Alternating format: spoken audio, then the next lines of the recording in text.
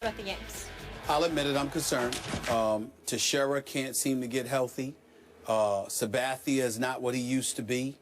The combination of those two things, along with the inconsistent play of a few of their guys. I mean, 1 minute, Beltran is smacking 3-run home runs against the Mets. Another minute, he can't get a hit against the Blue Jays. I'm concerned about it. It's not over yet. I haven't given up. I'm still going to believe in my Yankees. I'm going down with the ship. But I will tell you that I think the thing that concerns me is two things. David Price, who's an absolute stud. By the way, where did he go to school? Oh, yeah, Vanderbilt University. Go ahead. Price. Yeah. But I would tell you, I love Price, but I would tell you this. His level of production since he has arrived in Toronto has been Cy Young material. And when you combine that with the fact that Toronto has been doing what they've been doing without the services of Tulowitzki. I mean, I remember when Toronto lost a game, Boston came back on them the other night in the top of the ninth. I give Toronto a lot of credit. They've been hanging in there, and David Price has been an ace. We'll see what happens tonight with Severino pitches for the New York Yankees, and Ivan Nova goes after that. I still think the Yankees can win 2 of these 3 games. Then they'll only be a game and a half back, so the jury is still out. But I'll admit that I am a bit concerned. Your Yankees should be ashamed of themselves if they can't catch the Blue Jays after the Blue Jays lost the primary reason I picked the Blue Jays to beat. Yes. He's gone. I got a Romo-like bad break. He cracked his shoulder blade. They still got Donaldson and Batista and Price. I know, but Tulo, remember, everything changed when he walked in the door. And now they're 4-4 since he's been gone, and there's no timetable for him to come back. So all of a sudden, you got the greatest cowboy-like break. You got my Blue Jays. They're reeling without Tulowitzki. You can't catch them. What's New York doing? Another sport. You got Encarnacion. He's been doing well for them. Plus, Russell Martin is somebody who used to catch for the New York Yankees, so he kind of knows what they do, how they do it. So that certainly helps as well. The Yankees that are at decided disadvantages, particularly without Teixeira, I recognize that, but they're still in the thick of things. They took 2 or 3 from the Mets last weekend. I'm not giving up on my New York Yankees. The jury is still out. We'll see what happens. Well, why don't you just go ahead and say they're going to win the East? Well, I'm worried about them right now. I thought they were going to win the East. They had a 6.5 game lead, and they lost it in 13 days. That's correct. For crying out loud. Because of the addition starting with Tulowitzki that the Blue Jays made. But again, I think it's the addition of Price. How about that? Price is a stud. He's only got one. He's got like 9-1 since he arrived. He only gets to play every 5 days, right? They got some bats, and we know they were scoring runs before Tulowitzki arrived. But now it's even more lethal, and you've got Price shutting people down. And obviously, when you've got a great pitcher like Price, it infuses the rest of your pitching staff, at least to some degree. So we understand what's going on with Toronto. But again, it's not over so yet. You won't concede, but you won't guarantee either, right. Right? That is correct. Oh, that's going way out on that. That's a good way. That's a good way to put it. See, I haven't backed off my Cowboys. I'm still saying, here we come, Super Bowl. What? Right? That's because you are a Cowboy. Oh, I'm not a Toronto Blue Jay. Ride 'em Cowboy. All right. All right, they face off tonight, you guys, in a crucial AL East clash. A-Rod and the Yanks taking on the Blue Jays. That is tonight at 7 p.m. Eastern. More First Take in a minute. We had an upset special in college football Saturday when 15th-ranked Ole Miss defeated #2 Alabama with turnovers just killing Nick Saban's squad. Both Cooper Bateman and Jay Coker played quarterback in that game, but did either separate themselves. Even though the Crimson Tide scored all 5 of their touchdowns with Coker under center, Bateman completed a higher percentage of passes. After this home loss, Bama fell to 12 in the polls, and the Rebels climbed to 3rd. Stephen A., what does this loss tell you about their head coach, Nick Saban? Well, what it tells me is that Nick Saban needs a quarterback.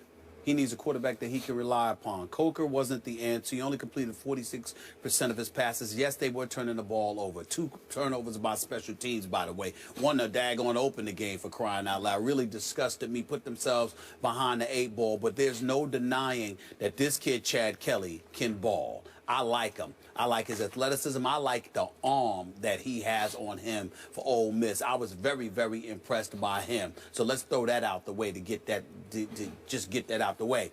But Alabama had 5 turnovers, okay? Ole Miss didn't have any. And I think that speaks to, you know, how good Ole Miss is, but also how much work Alabama has to do. I don't think that their defense is opportunistic. At least it was not this past weekend. They can play, they can get up in you, but at the same time, they don't appear to be as invincible as they have in years past. Since Nick Saban arrived at Alabama, Skip, their record is 93-18. He's won about 83% of his games. We all know what this man can do. 3 national championships in 4 years. But he's gotten away with it by and large. I mean, McCarron was really, really good and effective and efficient in his system. Sims, not so much, even though I liked him last year. Coker, he's okay, but I kind of think that when a guy like Bateman comes in and completes 78% of his passes, he might be somebody that you may need to look at. Of course, Derrick Henry is a stud. He can run the football. But they also don't have Amari Cooper this time around, and I thought that was glaring as well. Not having Amari Cooper there, not having a quarterback that you can rely upon to really get the job done, combined with not protecting the football and a defense that doesn't seem as formidable. I'm kind of surprised by all of this, Skip, simply because of this reason. Consistently over the last several years, Nick Saban has had the #1 recruiting class in America. So I'm expecting elite.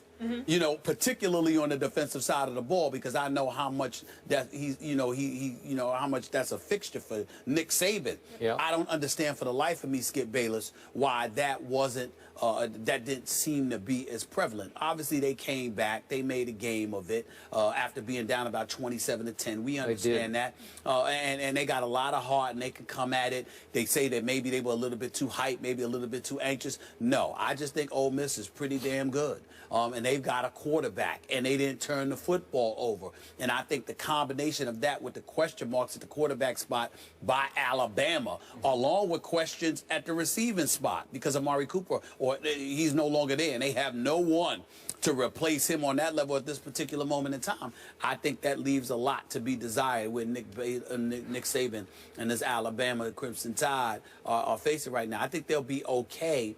But national championship, no, I don't think they're going to be in that picture. Ole Miss scored 24 points off those turnovers, too, so they were opportunistic. Yes, they were.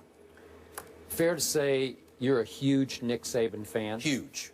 Huge. Give me one roll. Just roll time. Thank you. Yes. Thank you. Now we got the table set. I love what he stands for. I mean, it's not just about his coaching. I love the fact that he can look people in the face and let them know where he stands and why. Unapologetically. I respect that. I know someone like that. That's direct. A couple people. Highlight of my year on the show is having Coach Saban come in and sit here. Loved it. Just always intriguing and entertaining and enlightening. And real. He's just real. He's real. Yeah. But I'm going to be objective now.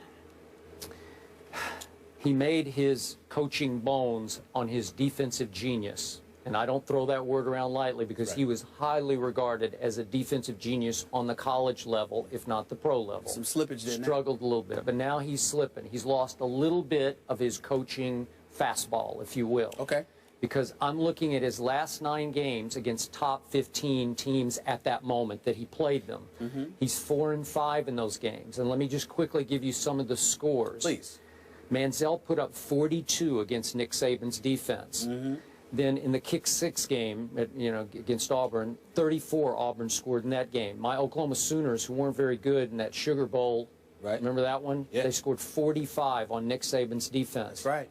And then, of course, Nick Saban's team was held to 17 last year at Ole Miss, turned right around against Auburn and gave up 44. I believe that game was in Tuscaloosa. Absolutely right. And then Ohio State national semifinal gave up 42 points, and now 43 at home. And I agree with you about Jim Kelly's nephew, Chad.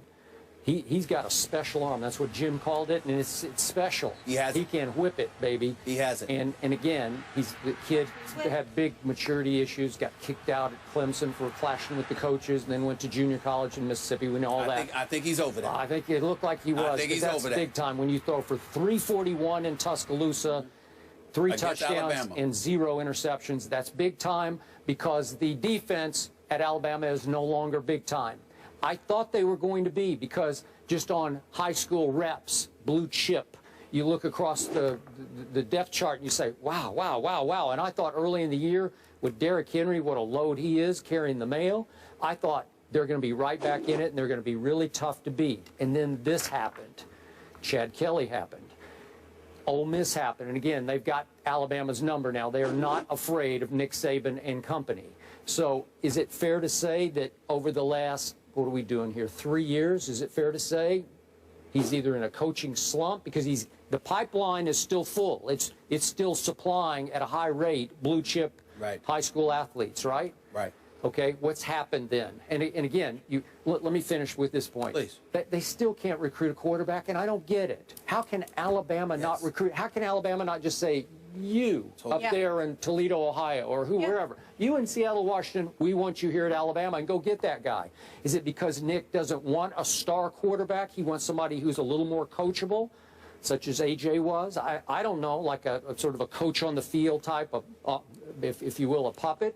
But here in your biggest game yet this year against a team that was going to be formidable on defense, you throw Cooper Bateman into the starting lineup on Saturday night? I'm not buying that. I thought that was a bad idea by Nick Saban.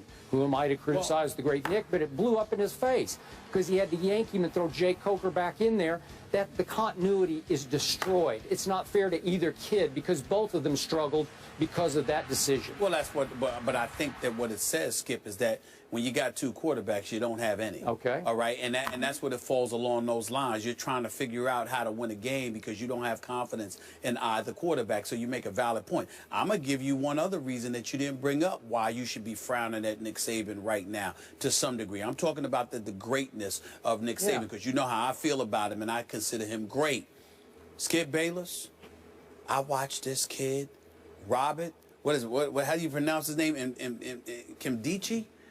I mean, this dude, 305 pounds. Okay, but he was a top recruit in the country, and he landed. His brother was at Ole Miss, and he landed there. Okay. But let me tell you this: I'm sitting there. The reason why I'm bringing it up because I'm sitting there saying, "How did you not get him?" Well, he's now I understand his brother's there. His brother, his brother actually led the team with 10 tackles Saturday, but he had about 6. This dude right here, this dude, he looks like a #1 overall pick. He well could be. He well could be. Ooh, Robert and Kimdichi. Yep. This, I was thinking about you because I remember in your classic line, jump off the screen. He leaps. That dude leaps off the screen. I said, they can't block him. They couldn't block him. They can't block him. No, He's I agree. everywhere. It didn't matter that he only had 6 tackles, but he was everywhere. I mean, he was a nightmare. He was the kind of dude where you're hearing his footsteps even when he's 10 feet away. You're hearing something and you're thinking it's him because he has that kind of impact. Yep. That dude is special. Yep. I'm trying to tell you right now, Robert Kimdichi, he might be the #1 overall pick. I mean, he is special. Yeah, Coach Herm coached him at the All-Star game coming out of high school and came in here the next Monday and said, you don't see me. Oh, my Lord. You do not see me reacting over a college football player like that. I don't do that. Yeah. That dude, oh, my Lord. Real deal. Real deal. Real deal. I'm talking possible #1 overall pick. Well, you got a couple NFL squads that could 305 pounds, and he comes at you. Woo! Ooh, he was special. All right, we got another team down south with quarterback questions right now. Tony Romo won't need surgery on his broken collarbone, but are the Cowboys making a mistake? That's up next. Stay here.